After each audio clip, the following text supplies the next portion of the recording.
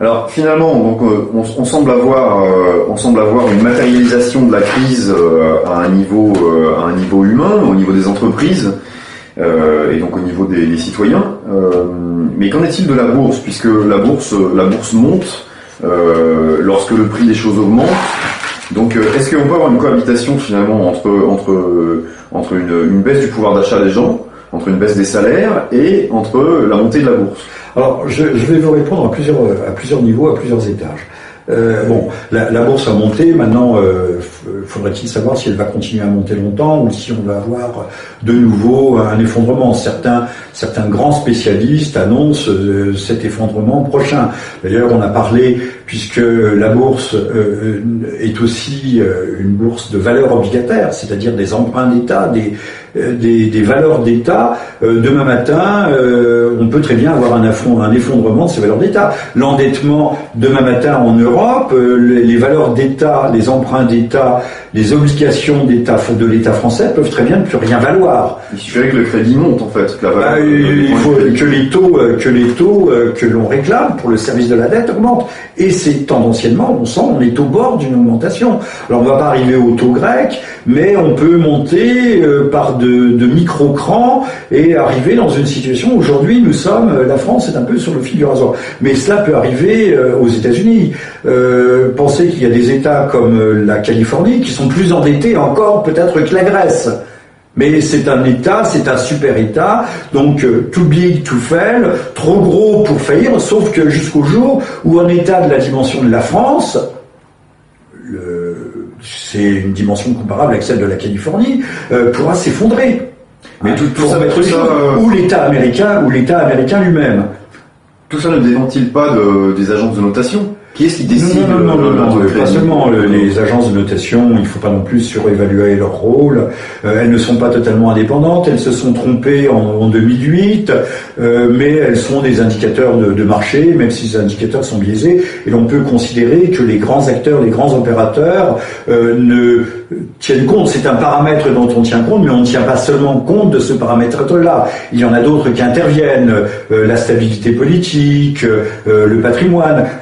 Le type d'économie, l'Espagne est plus exposée dans la mesure où son économie c'est la fraise et l'immobilier. Je caricature bien entendu, mais la fraise et l'immobilier c'est pas véritablement une économie basée sur un fond solide. Alors revenons à votre question.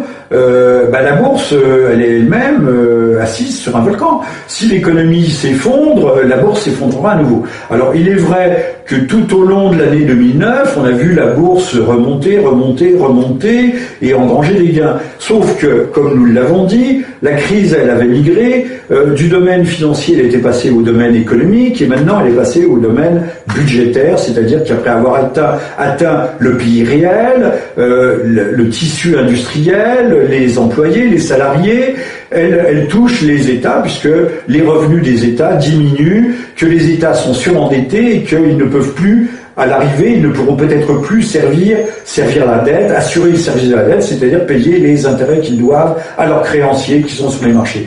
Alors, la bourse, les marchés, finalement, la crise nous procure un très grand enseignement, c'est que les bourses ruinent les pays, ruinent les nations, ruinent les peuples, que la bourse s'est développée avec cette économie virtuelle, avec la finance virtuelle, j'ai bien dit économie virtuelle aussi, parce que ça crée une économie aussi, mais qui est basée sur quelque chose de profondément instable, et que la bourse est devenue un parasite. C'est devenu quelque chose qui détruit plus de richesses qu'elle n'en crée. Donc la bourse, il faut peut-être falloir un jour repenser même le système de la bourse. Certains, ce n'est pas une idée qui m'appartient, ont même préconisé soit de fermer les bourses, soit de les supprimer, soit de ne les ouvrir qu'une fois par semaine, voire une fois par mois. Aujourd'hui, les bourses ne sont plus la source de financement du développement industriel. Elles sont devenues un moyen parasite pour extraire de la plus-value, pour extraire du rendement financier et ruiner l'économie réelle. Oui, finalement, en fait, toute cette énergie d'argent, de spéculation est tirée et sort de l'humain, finalement.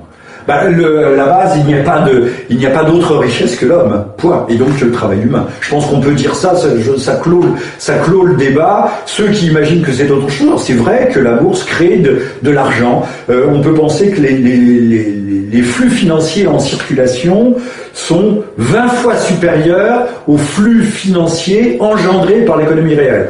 Si, pour avoir un ordre de grandeur à peu près juste, l'économie réelle c'est 40 000 milliards de dollars annuels, les flux financiers générés à partir de ces 40 000 milliards, donc vous voyez là c'est du délire absolu, dépassent les 700 000 milliards de dollars actuels. Et ça vous donne une idée de cette construction, de ce château de cartes prodigieux, ou de cette bulle, de ce halo gazeux qui irradie. Encore une fois, la bourse peut jouer un rôle, comme les banques peuvent jouer un rôle fondamental, le financement des ménages, le financement des entreprises, petites, moyennes ou grandes. Mais aujourd'hui, les bourses, vous savez très bien, se désintéressent de leurs clients, ne financent plus les petites et moyennes entreprises, serrent le cou, étranglent le cou aux familles, aux foyers, et se préoccupent essentiellement de spéculer, et le cas échéant de perdre de l'argent. L'affaire Kerviel nous le rappelle à propos d'ailleurs.